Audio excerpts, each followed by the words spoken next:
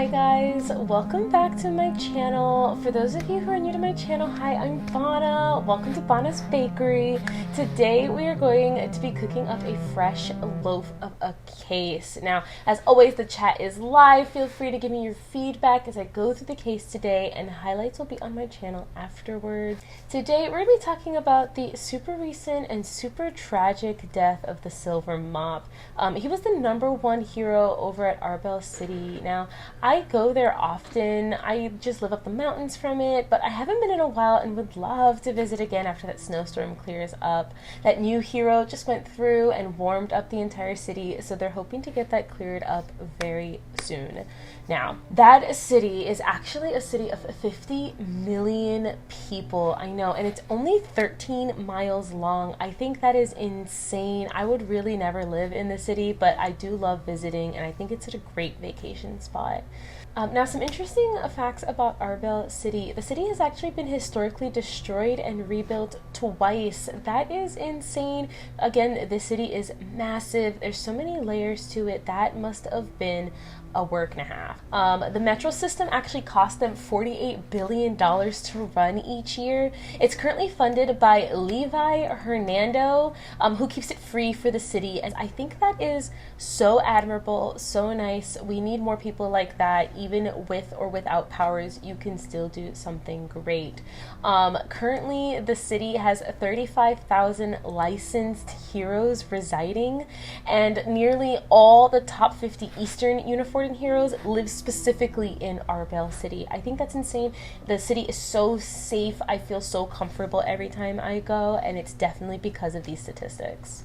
So on to some heroes. We're actually going to be talking about the Silver Mop today. He was actually 107 years old. And I'm not sure how that worked out, but because of the time away and the year that they came back into it, they were actually gone for around 65 years, and they reappeared, so that makes him around 107. That made him around 107 years old. He was actually very introverted and was rarely seen at hero parties and gatherings. Currently, during the past 8 years of his service, he was actually only seen at charity events and public announcements. He was so dedicated to his job. Talking about charities, he's actually the 3rd highest grossing charity benefactor. This year alone, he's already raised $3.5 million for various charities around Uniforta, and that's super impressive because no one really tops E4N's $10.5 million a year, and of course Superman, who holds the #1 spot with $2 billion a year to every Unifortan organization. I believe that their charities are so helpful in keeping our infrastructure sound, and it's just so great to see that heroes are doing so much more with their time and not just fighting crime. Now, on to the case today. This is going to be a very interesting start. I'm actually going to drag you guys away from the big heroes for a bit and take you to a little high school in Mirador. That's insane, I know, but bear with me here. Now, this was actually a very interesting case from around 2 years ago. This case revolves around a girl named Remy Lamel and her school hero teacher, Leo Monroe. Now, Leo Monroe is actually very interesting. He was the one who stood with Scarlet Ash when they announced all of the information about hell and about demons. So he's a very notable person. I just think it's very interesting that he's actually been their school teacher since. And the white van incident is the incident that I am talking about, revolving around Remy Lamel. Now, I actually made a video on that case. You can watch it here if you haven't already. It's a very interesting case. There are so many layers, so much crime that was hidden until the moment that they solved it and figured it out, although there are some very confusing facts about who really took down Armand Drotter, and there's so many people online who do not believe this little girl could have done it. We don't know the capabilities of her powers, but she definitely doesn't look like the most fittest of persons, so there's just so much speculation onto what really happened that day. But what's really interesting is her classmates in this school are notable people, and I don't know if I'm just adding more to the speculation here, but let's go through this class roster and really see some of the interesting people that are surrounding not just this case but these entire group of kids. One of her classmates, who was actually very notable in this case during the white van incident, is Harley Drotter. Yes, the son of Armand Drotter.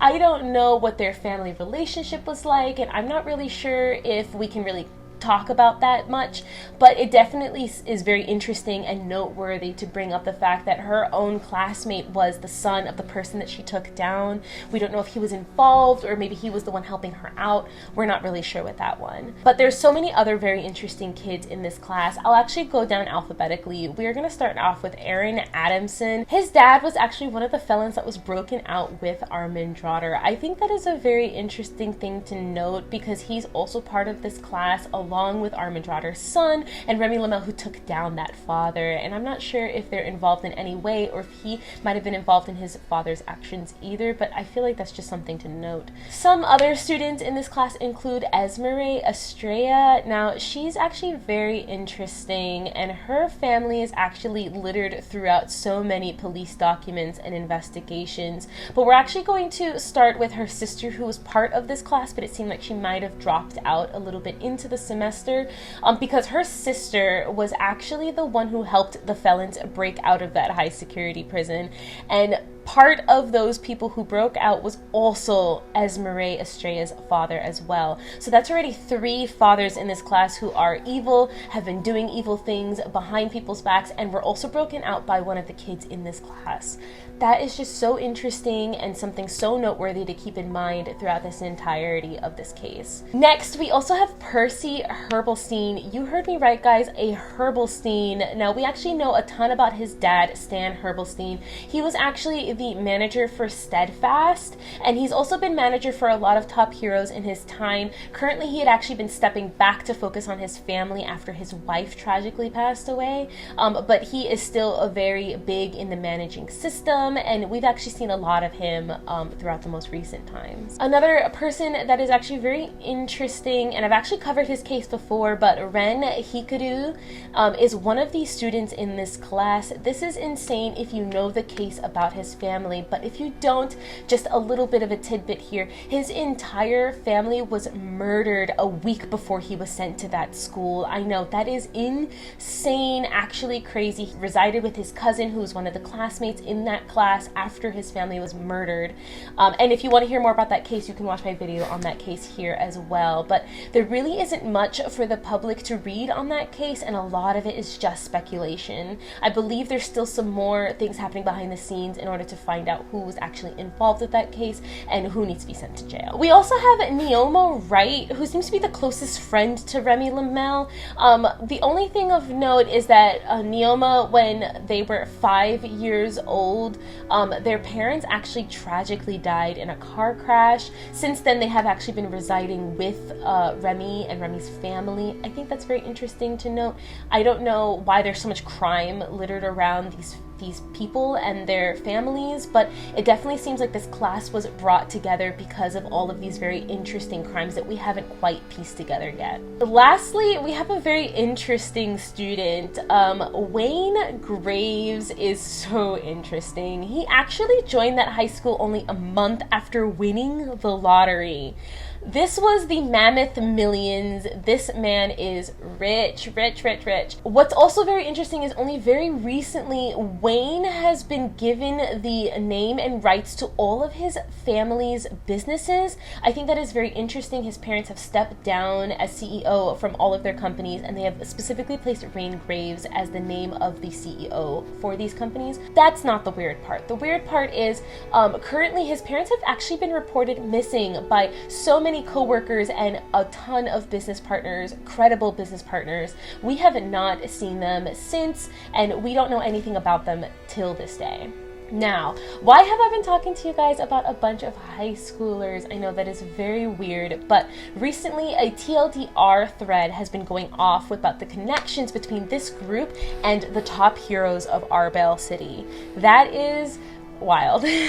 But here's what really brings them in to knowing the top heroes of this city. The Silver Mop actually watched over these heroes after the white van incident. It seems like maybe he was there to protect them just because they had been so closely involved with this case, and we don't know who was helping Armentrotter out. He had a lot of business partners on his side. He was a CEO of so many big things. He was also the tech head of so many of the tech we still use to this day.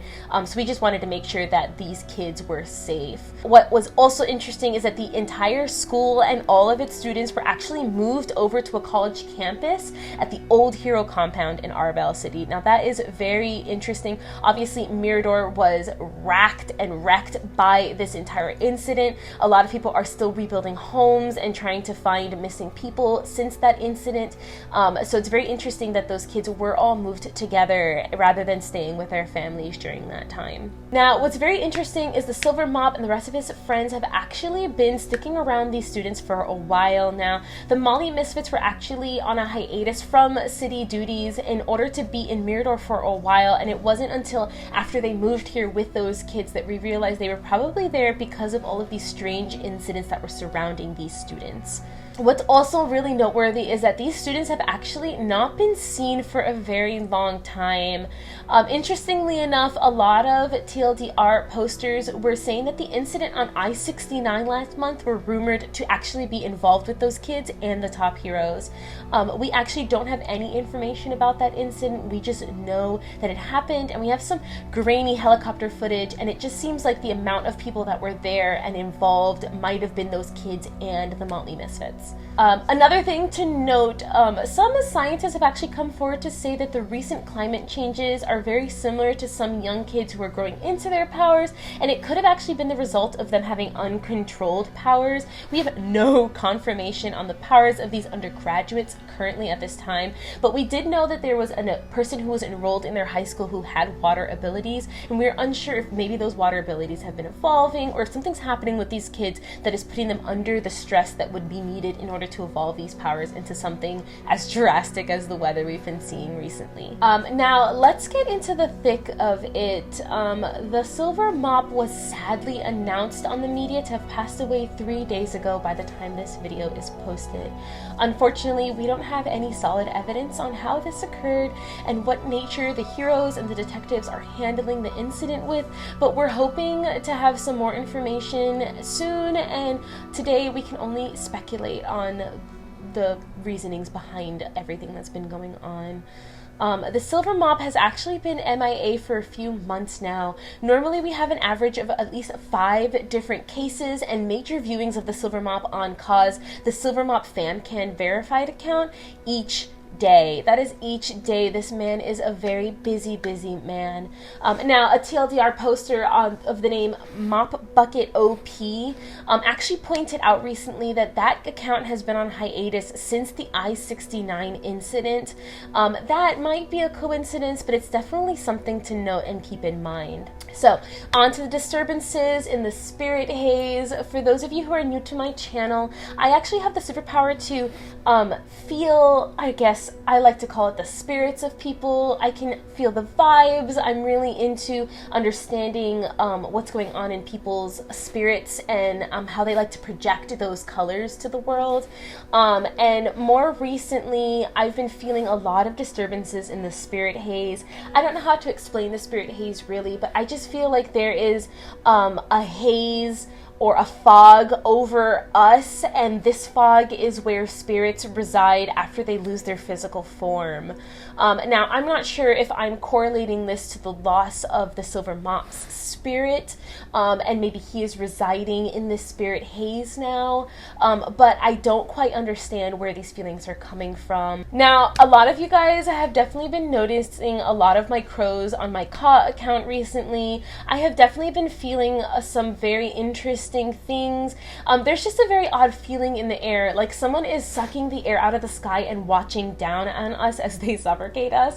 I don't know what that feeling means. Again, my powers are very vague. I'm never really understanding where they're coming from, and I've really only made these terms up myself because I don't really know many other people who have the same feelings that I've been feeling. Now, I'm recording this today because only a few hours ago I felt another one of those weird spikes in the air, like someone ripped a hole and walked out. I don't know how else to explain that to those of you who don't quite have the similar powers to mine, but it just feels like when you're in a house and you feel your front door open, and it just doesn't make any sense because no one else is in the house with you.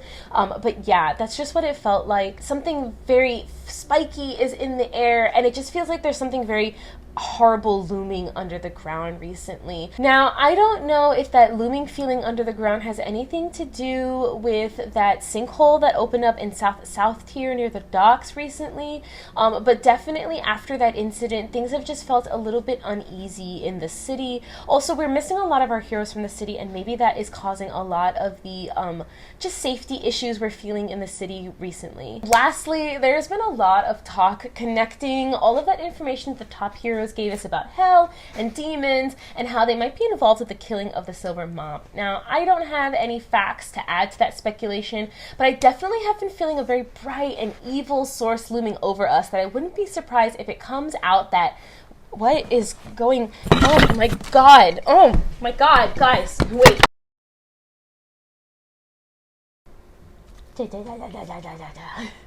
Oh, Bana. Oh, Bana. Oh, Bana, Bana. Yeah, it's the docks district of the southern... It's not in South Tier. Okay. The southern side in the docks district. Alright. Where am I?